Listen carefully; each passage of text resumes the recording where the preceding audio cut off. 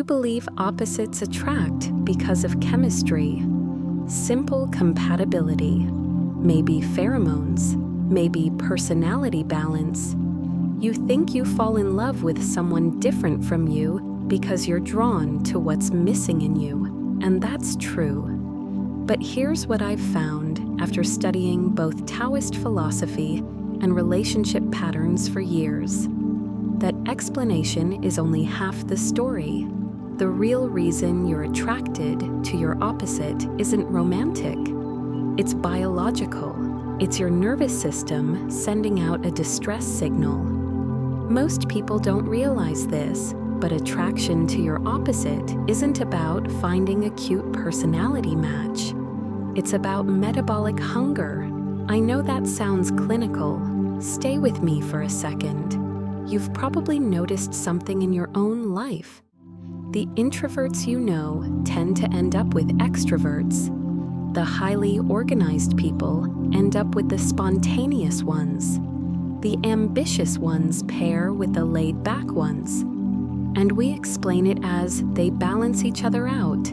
Cute explanation. But think about what's actually happening on a deeper level. Think about it for a second.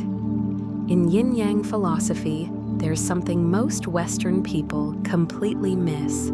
Yin and Yang aren't opposites in the way we think about good versus evil or light versus dark. They're complementary polarities. Yin is receptive, soft, inward-flowing, cool, still. Yang is active, hard, outward radiating, warm, dynamic. Here's the critical part. Every person is both. But most of us are dominant in one and recessive in the other. And that's where the hunger starts. The introvert, the one who needs solitude, who processes internally, who finds crowds overwhelming, that person is Yang dominant. Their nervous system is tuned for focus, for direction, for containment. But here's what happens over time. Pure Yang energy. Without Yin becomes brittle. It becomes rigid. The nervous system gets starved for the receptive, loose, flowing quality that Yin provides. It's metabolic hunger. Your body is literally craving an energy state you've suppressed. Now flip it. The extrovert, the one who needs stimulation, who thrives in crowds, who gets energy from external connection, that person is Yin dominant. Their energy is scattered, receptive, outward. But pure Yin without Yang becomes diffuse. It becomes unfocused, no anchor. The nervous system gets starved for that Yang quality, the ability to narrow, to direct, to contain energy into something powerful. And your body knows. It starts looking for someone who carries what you're missing. This is not romance. This is pattern completion. This is your nervous system saying, I need to experience the state my opposite carries, because my own state alone is incomplete. But here's where most people get it wrong. And this is critical because it's where relationships actually fail. When you meet your opposite and feel that pull, that attraction, most people interpret it as this person will make me feel complete. So they do what feels natural. They try to change their partner to be more like them. The introvert tries to make the extrovert less social, more quiet, more focused. The extrovert tries to make the introvert loosen up, go out more, be less serious. You're trying to remove the very quality you were metabolically starved for. You're trying to eliminate what drew you in the first place. That's the hidden reason relationships break. Not because opposites attract and then fail, but because we don't understand why they attract. We misinterpret the attraction as finding someone to complete me, when it's actually finding someone who shows me a state I need to learn. Notice what your breathing does right now. Notice if it got tighter. That's because I just said something that challenges how you see your relationship. Stay with that tension. Here's what the ancient Taoists understood.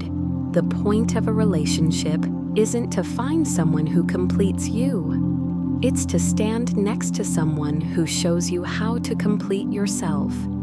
The introvert doesn't need the extrovert to make them more social. The introvert needs to learn the receptive, flowing quality that the extrovert naturally carries.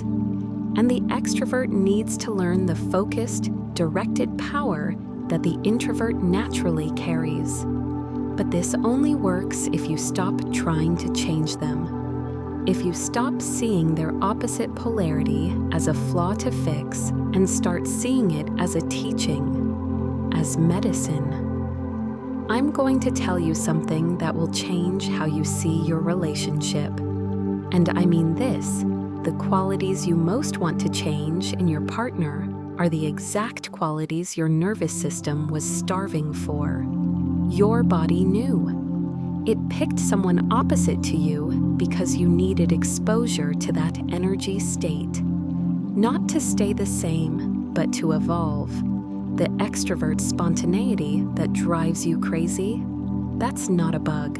That's your nervous system being exposed to the yin quality of letting go, of not needing to control every outcome. The introvert's need for alone time that feels like rejection, that's not coldness, that's the yang capacity to contain, to focus, to say no, which you're starved for.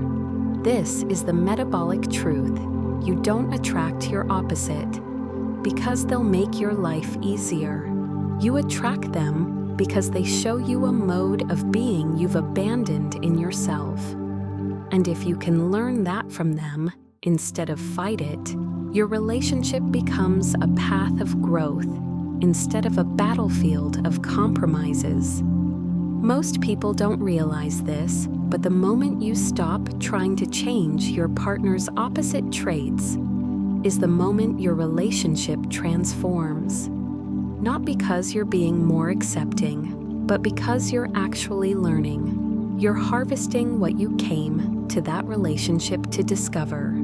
Here's the precision of it. The introvert who learns to embrace their partner's spontaneity doesn't become an extrovert. They learn to access the yin flexibility they'd locked away. They become more adaptive, more receptive, less brittle. The extrovert who respects their partner's need for depth doesn't become isolated. They learn to access the yang focus they'd scattered away. They become more directed, more powerful. You both stay yourselves, but you both become more complete versions of yourselves. That's the entire point of meeting your opposite. So here's what changes when you understand this. You stop resenting your partner's differences. You stop seeing them as obstacles.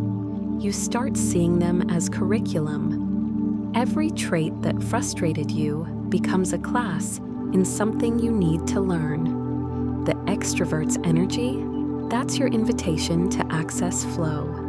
The introvert's depth, that's your invitation to access power. You stop trying to change them. You stop the exhausting project of making them more like you.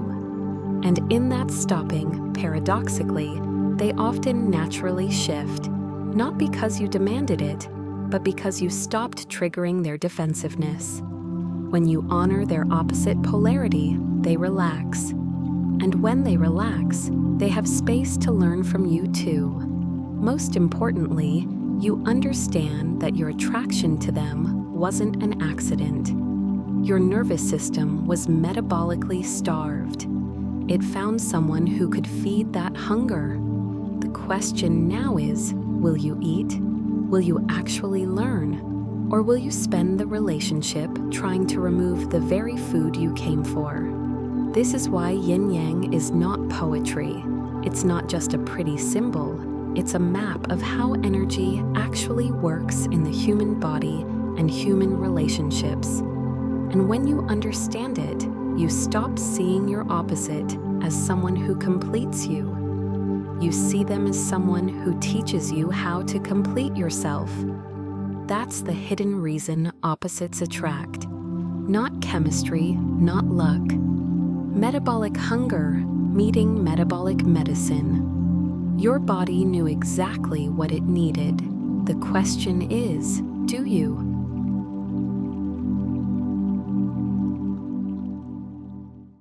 If this helped, hit like, subscribe, and keep it simple. See you tomorrow.